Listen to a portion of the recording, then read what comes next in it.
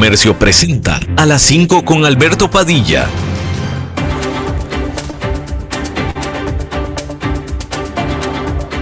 Inicia A las 5 con Alberto Padilla.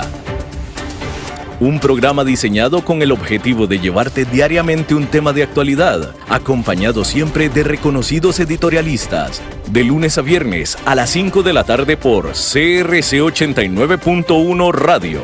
A las 5 con Alberto Padilla. Hola, ¿qué tal? Saludos, bienvenidos a esta emisión de A las 5 con su servidor Alberto Padilla. Muchísimas gracias por estarnos acompañando. Gracias por estar ahí. Le mando cálidos saludos desde la señal de CRC 89.1 Radio en San José, Costa Rica, desde donde estamos transmitiendo hasta el punto, en el tiempo, en el espacio en el que usted nos está escuchando, porque estamos saliendo en diferentes vías simultáneamente, por ejemplo, en Facebook Live, en la página de este programa. Muchas gracias si nos están escuchando por ahí. Muchos saludos. Estamos disponibles en el canal de YouTube de este programa. Estamos en podcast en las principales plataformas como Spotify, Apple Podcast, Google Podcast y otras 5 importantes más. En todas estas plataformas, si usted disfruta de nuestro programa, es muy importante que nos lo haga saber por medio de un me gusta, por medio de un like. Eso es sumamente importante. Aquí en Costa Rica, este programa que sale en vivo en este momento a las 5 de la tarde se repite todos los días a las 10 de la noche aquí mismo en CRC 89.1 Radio. En esta ocasión me acompaña, tratando de controlar los incontrolables, el señor Nelson Campos, y la programación, la producción general de este programa, siempre poderosa desde Colombia, a cargo del señor Mauricio Sandoval. Bien, hay que comenzar informándole de lo que estábamos hablando en la jornada anterior. Hay que decir que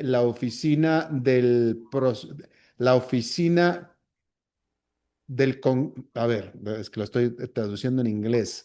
La Oficina Congresional de Presupuesto de los Estados Unidos, que es no partidista, esta Congressional Budget Office, la Oficina Congresional de Presupuesto, estimó este miércoles que el presupuesto llamado grandioso y hermoso que presentó el presidente Donald Trump para la operación del gobierno, el presupuesto gubernamental para el próximo año, o para el periodo de su presidencia, mejor dicho, el presupuesto que él necesita para ser presidente en los próximos 4 años, añadirán a el déficit presupuestal de los Estados Unidos 2.4 billones de dólares. En inglés serían 2.4 trillones.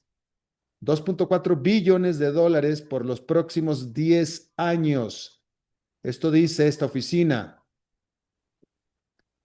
Decir que la gran parte de este impacto vendrá de la extensión de la reducción de impuestos que Trump decretó e impuso en su primera presidencia en el 2017.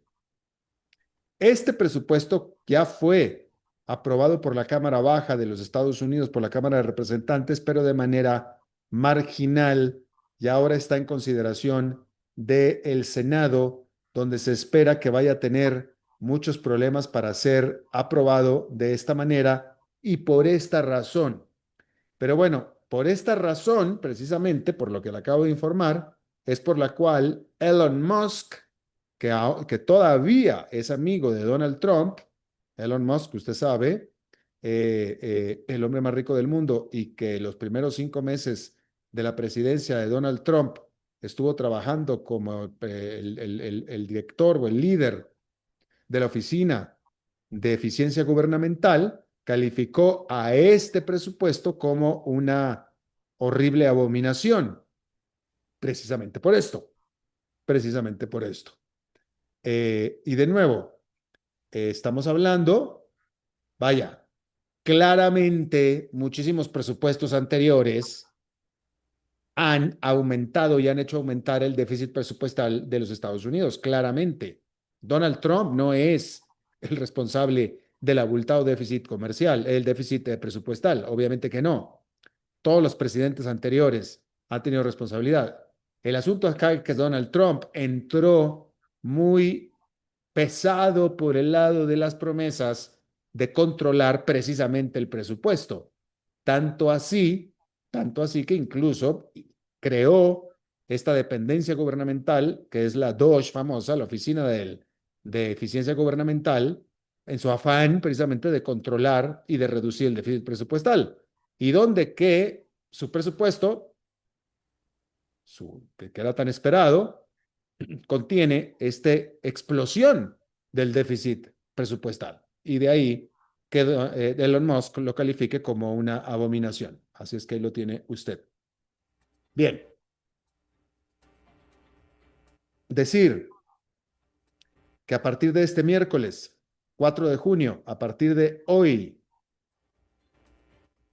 Estados Unidos está imponiendo un arancel del 50% a todas las importaciones de acero a los Estados Unidos. El presidente Trump dijo que este aumento en los aranceles tiene el objetivo y tendrá por resultado detener por completo la importación de acero a los Estados Unidos. Importaciones que minan la competitividad de la industria acerera de los Estados Unidos y por tanto entonces amenazan con la seguridad nacional. Así es que a partir de ahora ya arancel de 50% a los aceros todos importados a los Estados Unidos. De manera separada, el presidente Trump dijo que el presidente de China, Xi Jinping, es alguien extremadamente difícil para hacer un acuerdo o con el cual negociar un acuerdo comercial. Esto después de que Estados Unidos acusara a China de violar la presunta tregua comercial que tenían. Pero efectivamente, el presidente Donald Trump dijo que efectivamente Xi Jinping es alguien extremadamente difícil. Y mire, hasta ahora, el presidente, a ver, el presidente que más se ha opuesto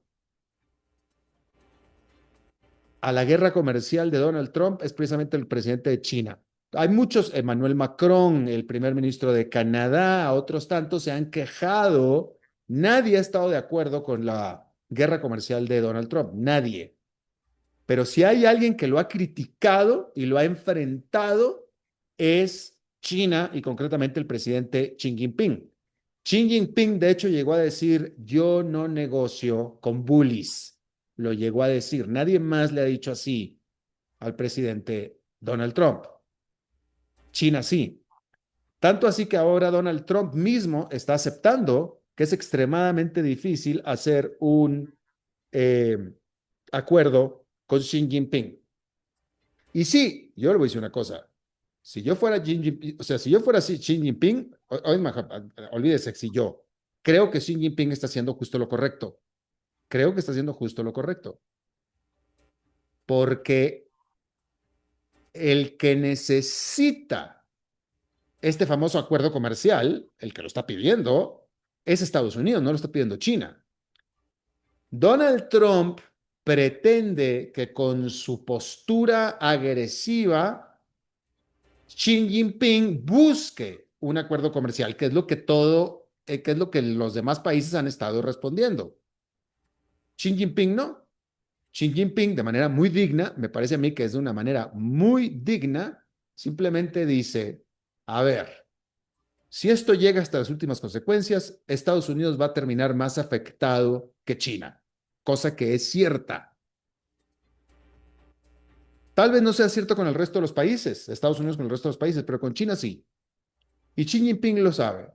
Y entonces Xi Jinping dice, yo no voy a perder el tiempo con este asunto. El tipo, a ver, Donald Trump empezó la guerra, que él la siga y que él la resuelva. Yo aquí me voy a quedar, yo voy a seguir trabajando en lo mío y adiós que te vaya bien. Cuando se le pase lo que sea que trae, entonces que me busque. Y parece ser que esa es la posición de Xi Jinping y me parece que es la correcta. Es totalmente la correcta. Y ahí está Donald Trump ahora aceptando que es extremadamente difícil llegar a un acuerdo comercial con Xi Jinping. Así es que ahora, pues vamos a ver, yo creo que va a tener que terminar Donald Trump doblando las manos en la propia guerra que él comenzó. Vamos a ver cómo termina esto. Ahora, hay que decir que el propio Donald Trump, cambiando un poco de tema, pero relacionado, el propio Donald Trump dijo que hoy estuvo al teléfono una hora con su contraparte de Rusia, Vladimir Putin. Y durante esta llamada de una hora, Vladimir Putin le dijo a Donald Trump de manera eh, determinada, muy determinada, dijo Donald Trump, que Putin tendrá que responder a los recientes ataques de Ucrania sobre territorio ruso. Esto lo anunció Donald Trump. Hay que decir que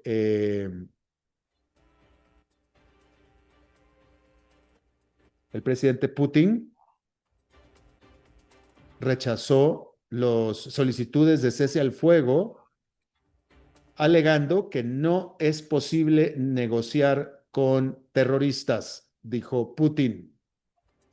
El presidente de Ucrania, Volodymyr Zelensky, dijo que las demandas que exige Rusia para un cese al fuego equivalen más bien a un ultimátum, no es tanto a una negociación. A ver, varias cosas. Claramente, obviamente, claramente, este cese al fuego que con muy buen corazón y muy buena intención Donald Trump trató de intermediar, claramente no llegó a ninguna parte, ni iba a llegar a ninguna parte. Digo, claramente no iba a llegar a ninguna parte y eso lo sabíamos todos desde antes de que supiéramos que Donald Trump había ganado la presidencia. Simplemente por lo que está en juego para ambas partes en el conflicto Rusia-Ucrania. Era obvio que no iban a llegar a ningún lado y claramente no están llegando a ningún lado. Así es que ahí lo tiene usted. El propio Donald Trump dijo hoy que no ve que en el corto plazo sea posible un cese al fuego entre Rusia y Ucrania. Y claro que no, porque Putin ya dijo, no, primero tengo que responder a los ataques que recibí dentro del territorio. Así es que claramente no hay un cese al fuego. Pero bueno, eso es por un punto, por un lado. Por otro lado, fíjese, yo aquí pregunto. Eh, Hoy se informó que Donald Trump habló por una hora, al menos una hora, por teléfono con Vladimir Putin.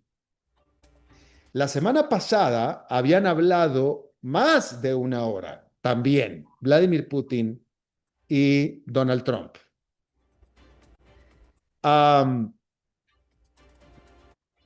Usted sabe, fíjese,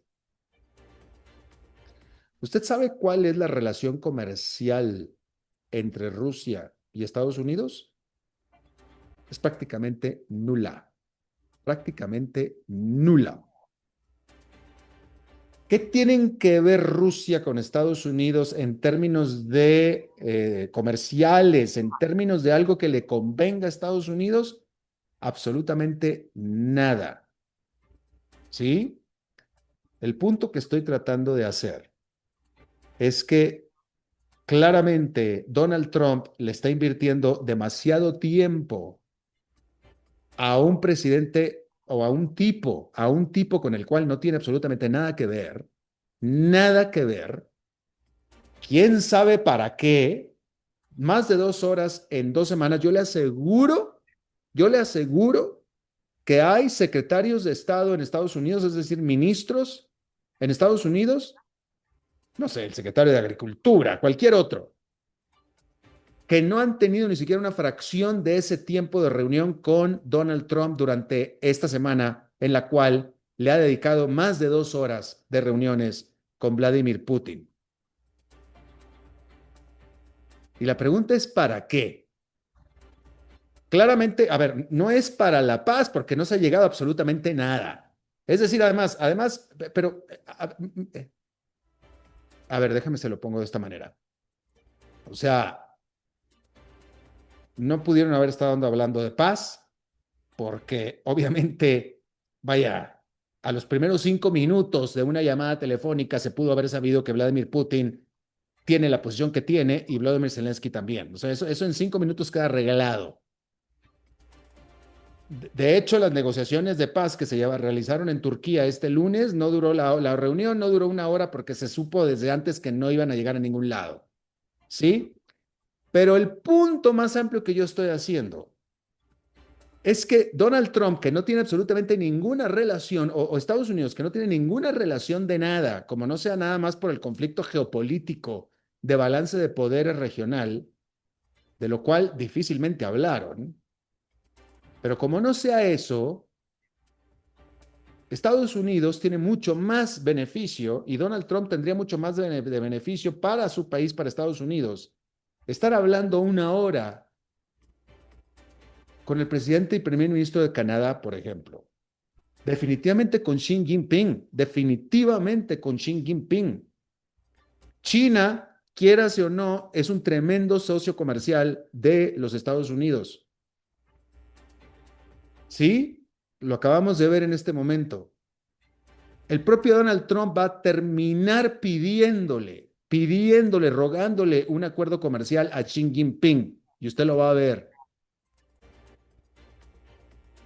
Desde cualquier y todo punto de vista, es infinitamente más productivo para Estados Unidos una llamada telefónica del presidente con la presidenta Sheinbaum de México, con el primer ministro de Canadá, con cualquiera de los presidentes de las grandes economías europeas, de Gran Bretaña, de Francia, de Alemania.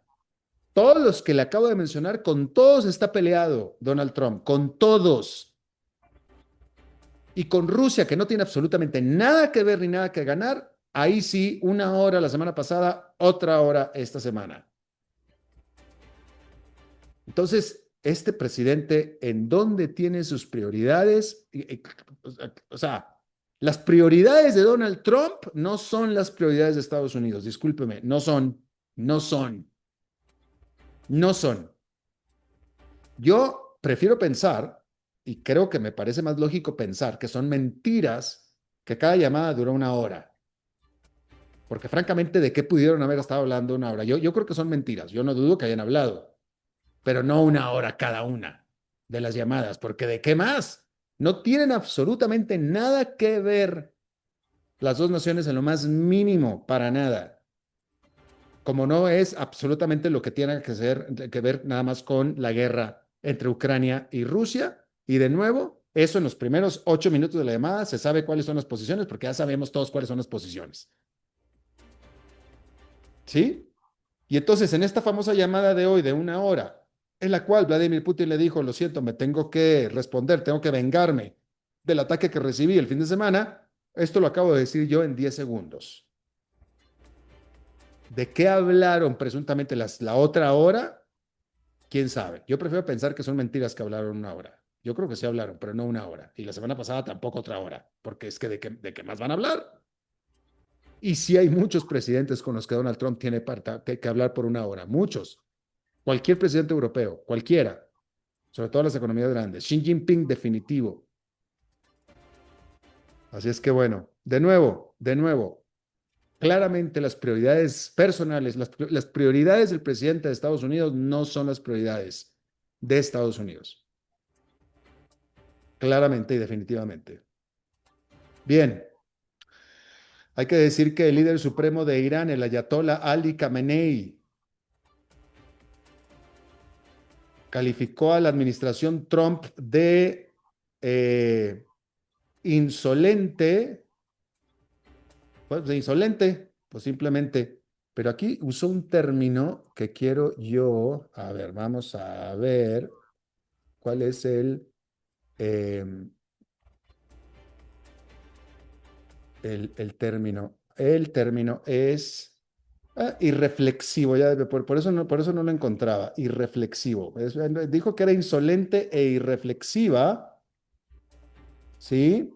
La administración de Donald Trump, luego de que propuso que Irán eventualmente deje de enriquecer uranio.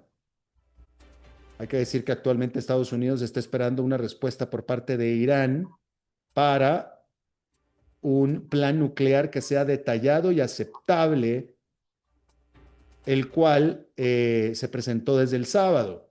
Ambos países han tenido 5 rondas de negociación.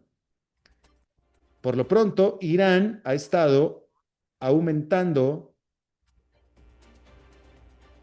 eh, su acumulación de uranio enriquecido hacia el grado para una arma nuclear, aunque asegura que no está pretendiendo un arma nuclear, sino que solamente está pretendiendo fines energéticos.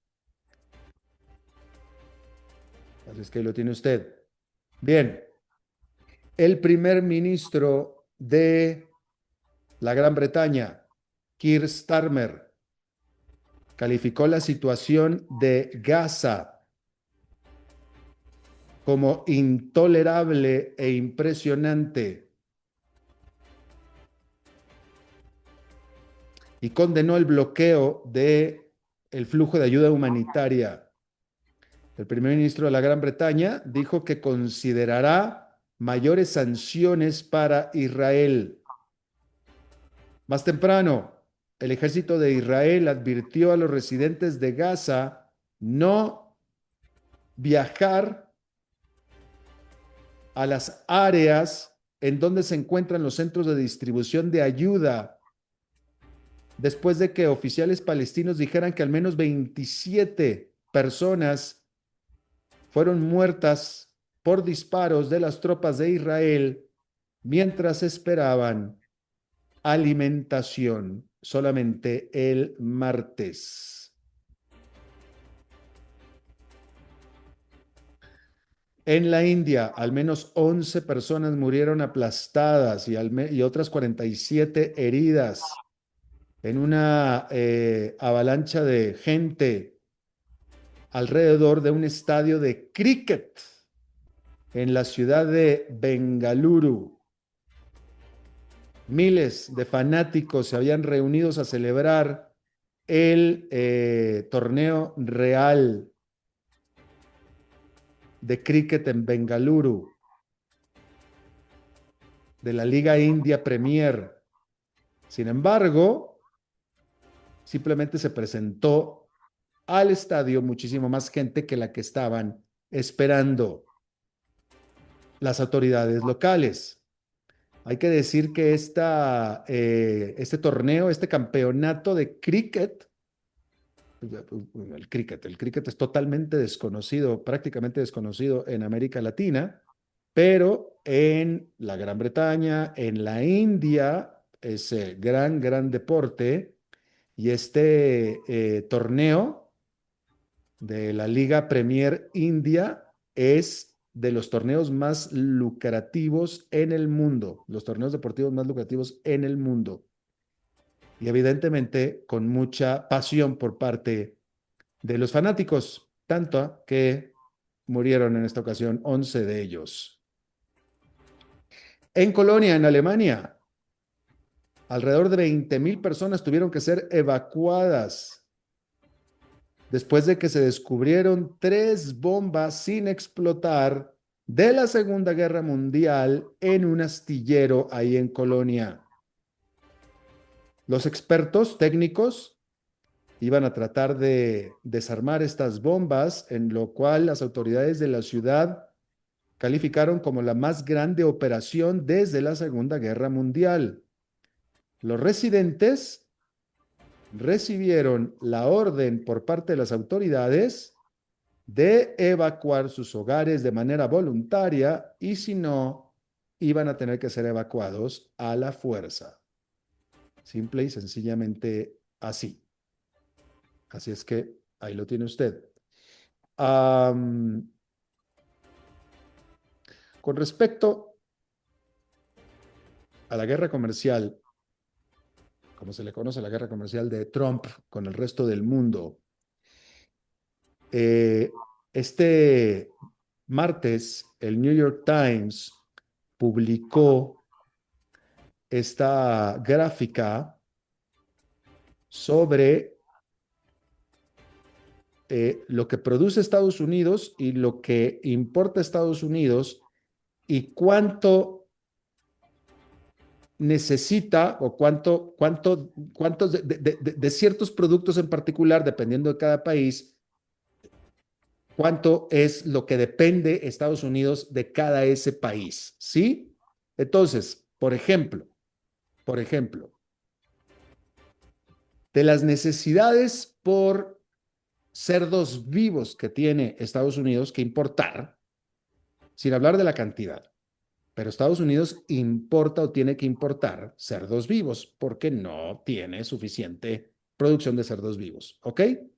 99% de los cerdos vivos que se importan provienen de Canadá. ¿Sí?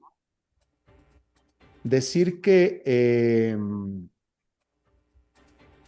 por ejemplo, carreolas son las carreolas para los bebés, ¿sí? Las carreolas para los bebés, para llevar al bebé, ¿sí? Estados Unidos, obviamente, no produce carreolas para bebés. Entonces, necesita importarlas. Bueno, el 97% las importa de China. El 97% de las carreolas para bebés. ¿Sí? Otra, por ejemplo, vermut, el licor vermut. El 86% lo tiene que importar de Italia. El 86%. Aceite de palma. Ese lo tiene que importar un 85% de Indonesia. Vainilla, que la vainilla se utiliza muchísimo para muchas cosas. Se tiene que importar 80% de Madagascar. ¿Sí? Cocos, algunas nueces. Se tiene que importar 75% desde Vietnam. El punto de toda esta información es que si realmente Donald Trump entra en guerra con cualquiera de estos países y estos países deciden o por la guerra tienen que dejar de exportar a Estados Unidos cualquiera de estos elementos, Estados Unidos se queda sin ellos. Punto. Se queda sin ellos. Se queda sin ellos. Y eso es lo que está en juego a la hora de estar jugando a la guerra comercial. Y ese es el punto justamente de esta información. Imagínese que Canadá simplemente le dice, ya no te exporto cerdos, se acabó, ya no te exporto. Se queda sin cerdos Estados Unidos, por ejemplo. Bien, vamos a hacer una pausa y regresamos con nuestra entrevista de hoy. A las 5 con Alberto Padilla, por CRC 89.1 Radio. Es mejor evitar un choque. Unos segundos de cortesía evitarán atrasos y el estrés. Por eso, sea cortés, uno a la vez. Un mensaje de esta emisora asociada de Canara. El agua es vida, salud y bienestar. Por eso, vos y los tuyos necesitan agua purificada, ozonizada y embotellada San Ángel. Hace que tu vida sea más larga y saludable con agua San Ángel. Disfrútala naturalmente y viví una experiencia con agua purificada San Ángel. Pureza que se siente. Búscanos en Facebook como Agua San Ángel.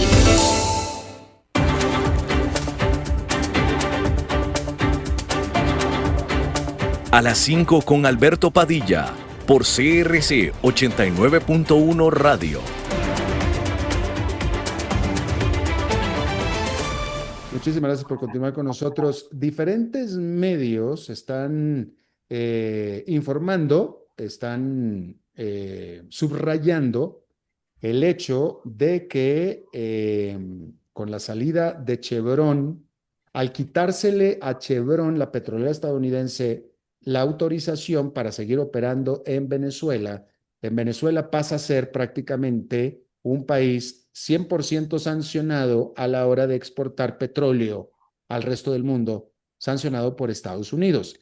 Varios medios de prensa están reportando que las exportaciones de Venezuela a Estados Unidos, las exportaciones de Venezuela de petróleo continúan estables a pesar de estar sancionada ya por Estados Unidos porque está pudiendo encontrar mercado en China. Y esto es a pesar de las sanciones de Estados Unidos presuntamente. Está con nosotros y yo le agradezco muchísimo para que nos ayude a explicar esta situación.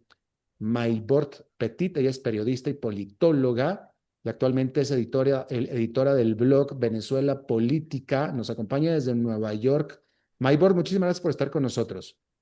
Un placer estar contigo y con toda la audiencia. ¿Tú puedes corroborarnos, primero que nada, en qué consiste las sanciones que Estados Unidos tiene impuestas sobre el petróleo venezolano y después esta información de estos medios de que Venezuela sigue exportando casi como normalmente petróleo? Sí, las sanciones están dadas a las empresas transnacionales que estaban operando en Venezuela y que hacen negocios con los Estados Unidos y están en el marco de lo que es la jurisdicción internacional de Estados Unidos. Y en esas empresas están varias europeas, como por ejemplo la Eni, la Total Oil, Repsol y otras empresas, incluyendo dos empresas francesas. Y por supuesto que en el lado de los Estados Unidos está Chevron, que es la que más ruido ha hecho a la hora de partir de Venezuela. Dicho sea de paso aclarar, hubo muchísimos inconvenientes a la hora de entender la licencia. La licencia se eliminó hace escasos 6 días, razón por la cual es muy temprano para estar anunciando que el peso que tenía la producción y la operación de Chevron en Venezuela fue sustituido de manera inmediata por China, porque China es uno de los países que compra petróleo desde hace mucho tiempo en Venezuela y se calcula que más o menos el monto está por los 584.000 barriles de petróleo que incluyen todos esos montos que van para el pago de deuda en algunas de las cuentas que se tienen entre Venezuela y China.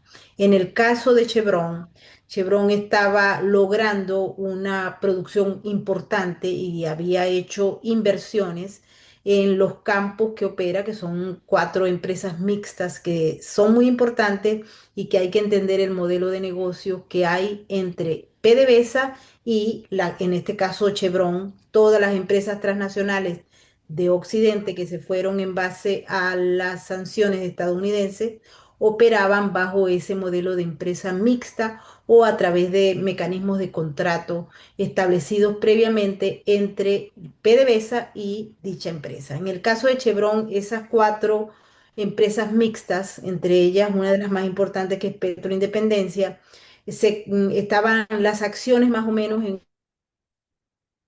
es decir, que Chevron tenía el 32% de la empresa mixta y PDVSA quedaba con el resto. Las sanciones que estaban sobre Chevron no son nuevas, no son hechas por Donald Trump. Inicialmente fue el primer gobierno, luego se mantuvo con Biden. Biden hizo el año pasado un levantamiento parcial de esas sanciones de Chevron producto de la decisión de Maduro de sentarse para unos supuestos acuerdos que posteriormente no se cumplieron, de realizar unas elecciones libres y transparentes y de llegar a unas ciertas posiciones con los presos políticos, etcétera. Eso no se cumplió y en el gobierno de Biden se estaba manteniendo la licencia de Chevron, pero con unas condiciones muy específicas. En el caso del segundo gobierno del presidente Trump, lo que hace es que se vuelve al estado original de la licencia, lo que indica que Chevron permanece en el país, pero sin las operaciones y sin pagar ningún tipo de regalía al Estado venezolano, con lo cual pues no puede operar en el llevado y en el llenado de los buques para transportarlo a los Estados Unidos como se venía ocurriendo.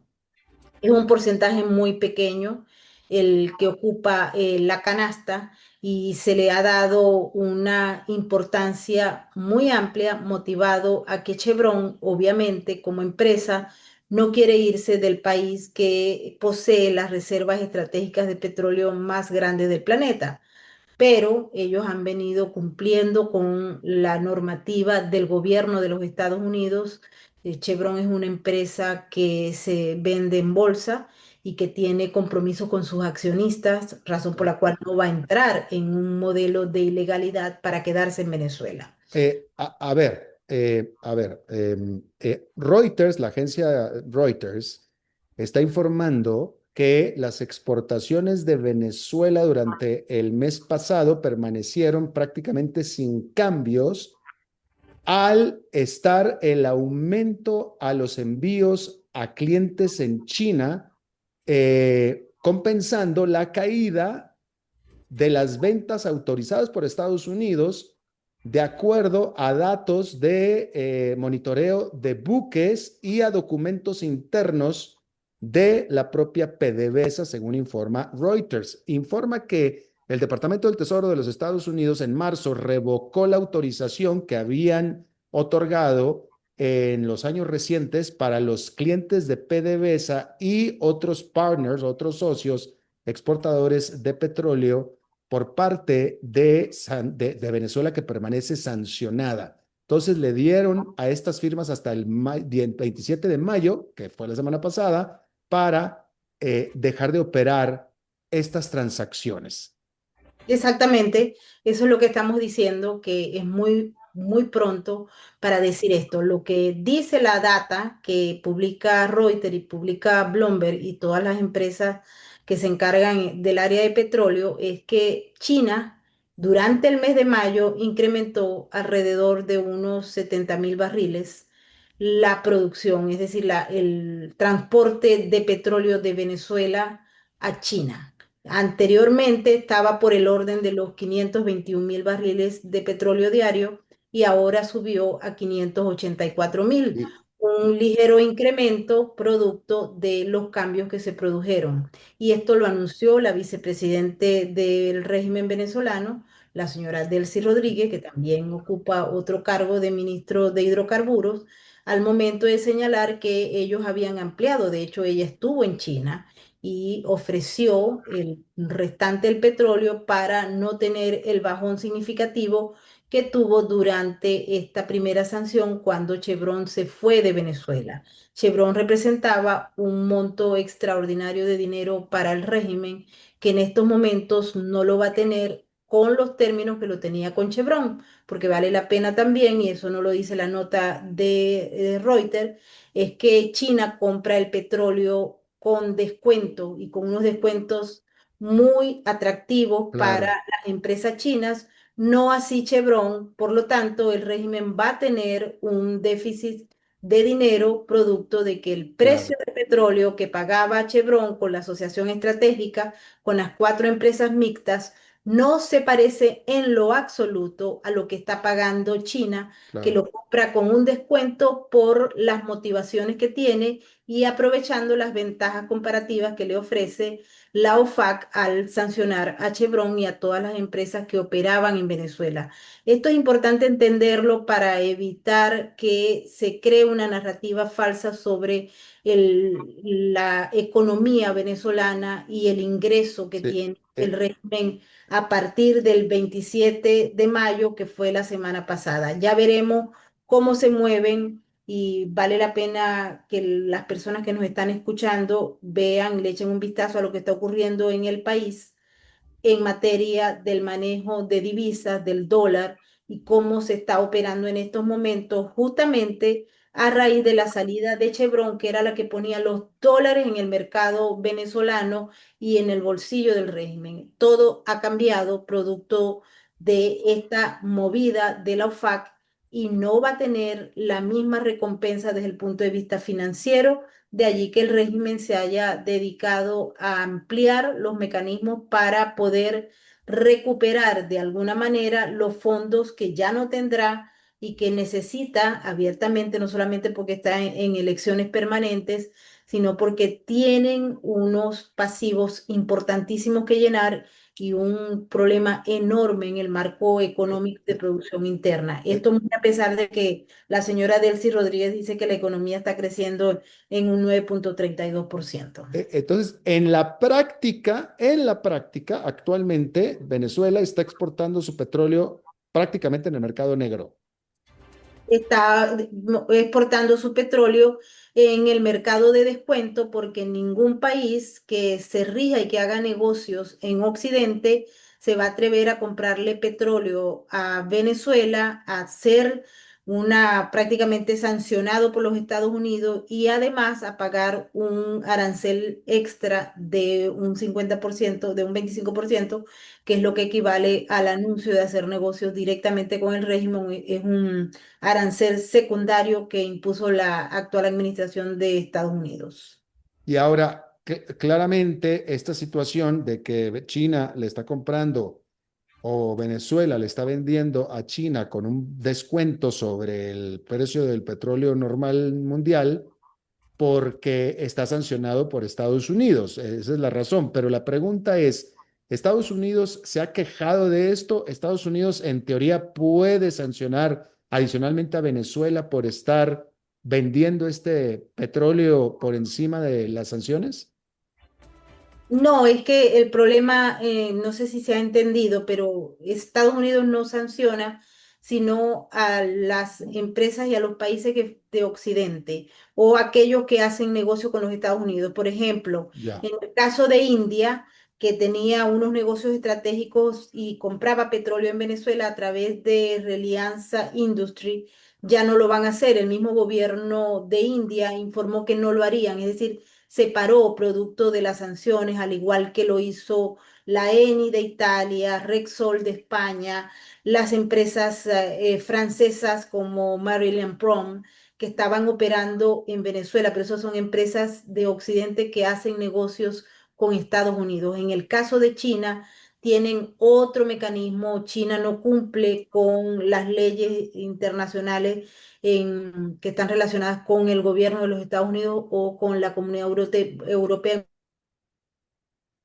y por eso el régimen chino puede seguir los negocios con el Pe- régimen venezolano porque no tienen la misma línea en relación a que pero, se hace con los Estados Unidos pero, y Occidente. ¿por qué Venezuela no puede venderle su petróleo a Europa, por ejemplo, a precio normal? Porque porque Europa está cumpliendo con las sanciones de los Estados Unidos y por ende no va a comprar un petróleo que está sancionado por Estados Unidos. O bueno, por eso digo, entonces en teoría el petróleo que se está mandando a China también está sancionado.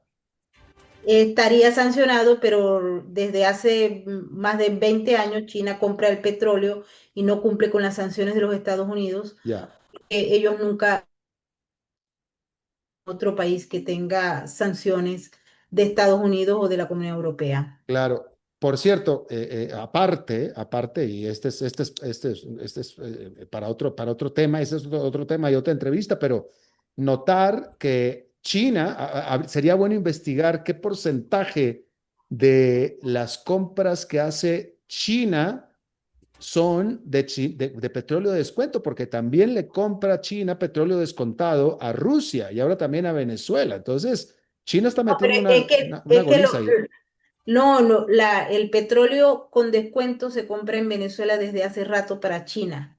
Ujú. China y Venezuela tienen una asociación estratégica y el petróleo siempre se ha comprado a un precio de descuento, que Siempre, igual ya, siempre desde hace muchísimo tiempo se compra con descuento.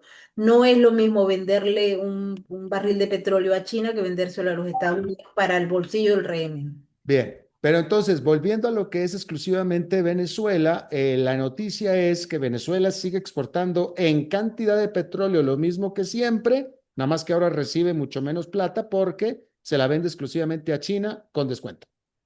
Bueno, en el caso de los meses anteriores, que es con lo que se puede comparar, Venezuela exportó, por ejemplo, en el mes de abril de este año, aproximadamente unos 783.000 barriles de crudo diarios.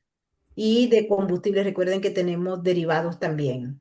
Pero eso se incrementó abiertamente en el mes de mayo, cuando hubo aproximadamente unas 850.000 barriles diarios que se incrementaron. Pero posteriormente se vio un bajón, que es el que vamos a observar en el próximo conteo, y repito, no lo podemos decir ahora porque no somos magos, pero al principio del mes de julio podemos observar cuál fue el bajón que se dio en el mecanismo de producción, porque hay que recordar que Chevron estaba produciendo a través de 4 campos diferentes en Venezuela, y el porcentaje de producción se había incrementado gracias a la intervención, a la tecnología y las Claro, inversiones de claro. Chevron, no de China. Esto es Eh, importante destacarlo también, porque China no está haciendo inversiones en materia de petróleo en Venezuela. Está ente- administrando algunas de las refinerías, pero con personal y empresas chinas. No está haciendo ya. inversiones hace mucho tiempo.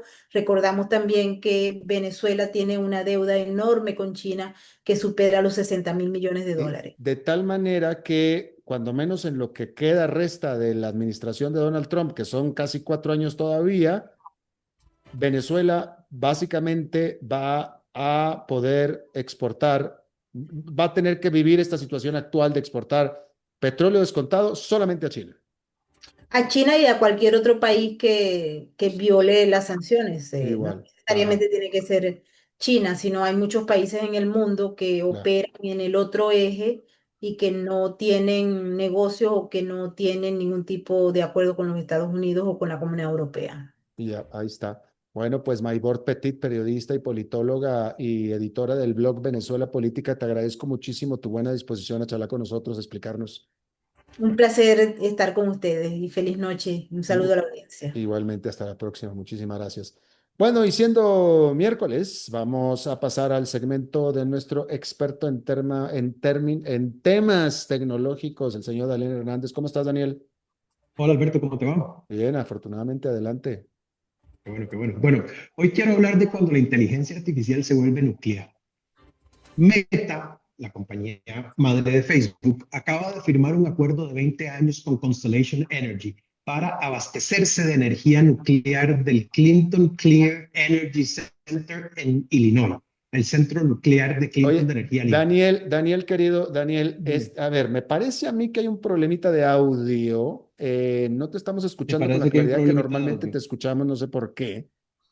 Me Creo que parece a estoy mí. teniendo un minuto de internet, regálame 30 segundos. Está fallando, debe ser Sí, la tormentosa tormenta que está pasando por San José, tormentosa Costa tormenta. Rica en este momento, en este día. Dame 2 segundos, Está entonces. bien, pero usualmente te escuchamos muy bien y me parece que esta ocasión no. Dame Cuando dos menos segundos. yo, para Bueno, mí, a ver, Nelson no me dice nada todavía, pero me parece que tenemos un problema con tu audio, un poquito. A ver qué me dice Nelson, sí, a ver. Pero yo creo que estarían de acuerdo ustedes también que lo estaban escuchando, que no era el sonido óptimo el de Daniel, que está tratando de resolver.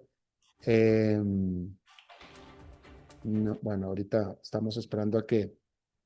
Sí se escucha. Mira, ok, me dice control que ellos sí lo estaban escuchando bien, pues yo no. Bueno, pues entonces vamos para adelante. Hola, ya Daniel. estamos por aquí.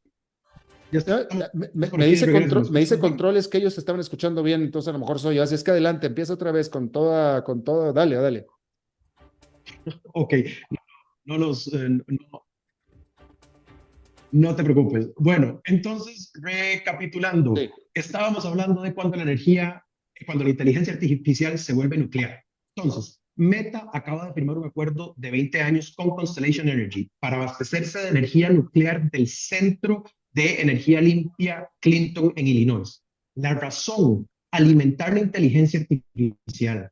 Lo que antes era ciencia ficción, hoy se traduce en contratos a plazos hasta el 2045 para sostener redes neuronales que aprenden, generan, responden y evolucionan en tiempo real.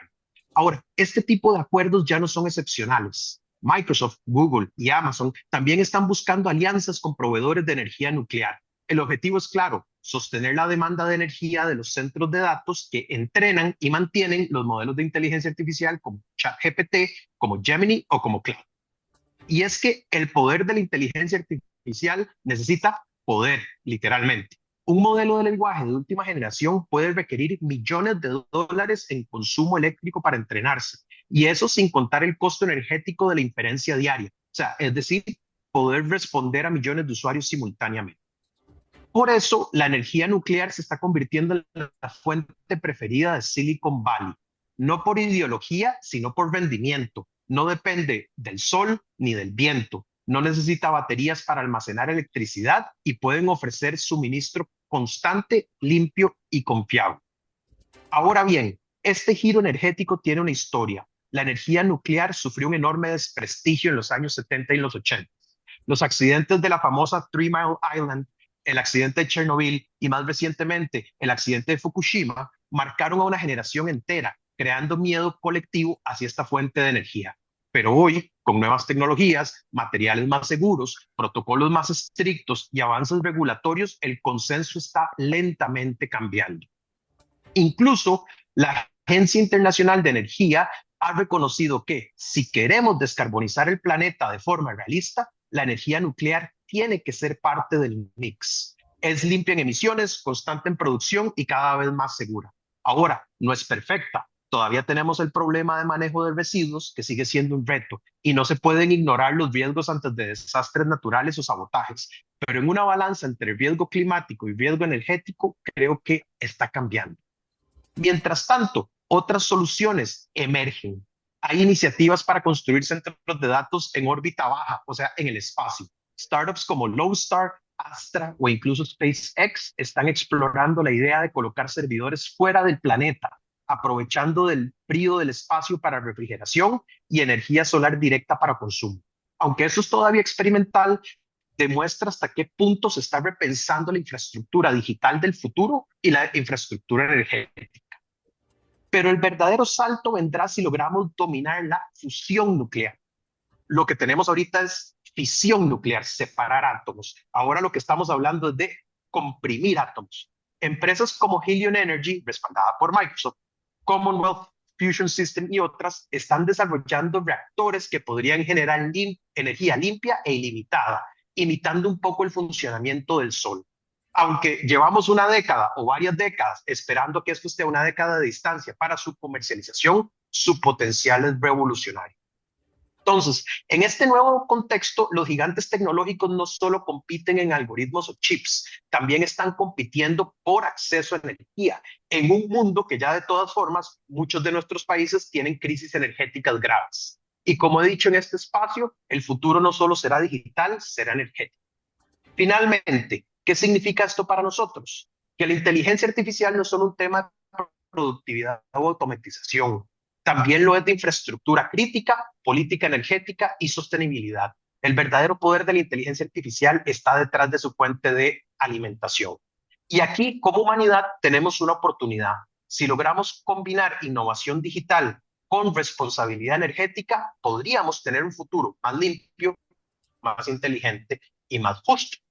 Si fallamos, la misma energía que impulsa nuestros algoritmos podrían convertirse en una fuente de desigualdad, dependencia y concentración de poder. El momento de decidir ahora, y como diría un buen físico, la energía no se crea ni se destruye, pero se puede redirigir hacia un futuro mejor. Muchísimas gracias. Gracias a ti. Y rápidamente, justamente que era lo que tú estabas también diciendo, esta súbita explosión en la demanda de energía y en el interés en energía nuclear está haciendo que haya avances cuánticos en la tecnología de energía nuclear. Ahora se está hablando de que ya un reactor de energía nuclear no tiene que ser estas instalaciones gigantescas así, ¿no? Ahora es el de tamaño de un automóvil, por ejemplo. Del tamaño de un automóvil. Y yo creo que este es un poquitito de la trilogía de tecnologías emergentes que pueden cambiar el mundo muy rápido. La inteligencia general, la inteligencia artificial general, la computación cuántica y los reactores de fusión nucleares que te caben en un edificio común y corriente, son como las tres aristas que tenemos. Claro. Bueno, pues Daniel Hernández, muchísimas gracias como cada miércoles. Muchísimas gracias. Saludos. Hasta la próxima. Bueno, eso es todo lo que tenemos por esta emisión de A las 5 con su servidor Alberto Padilla. Muchísimas gracias por habernos acompañado. Espero que termine su día en buena nota, en buen tono, y nosotros nos reencontramos en 23 horas. Que la pase muy bien. A las 5 con Alberto Padilla fue traído a ustedes por Transcomer, puesto de bolsa de comercio. Construyamos juntos su futuro. Somos expertos en eso.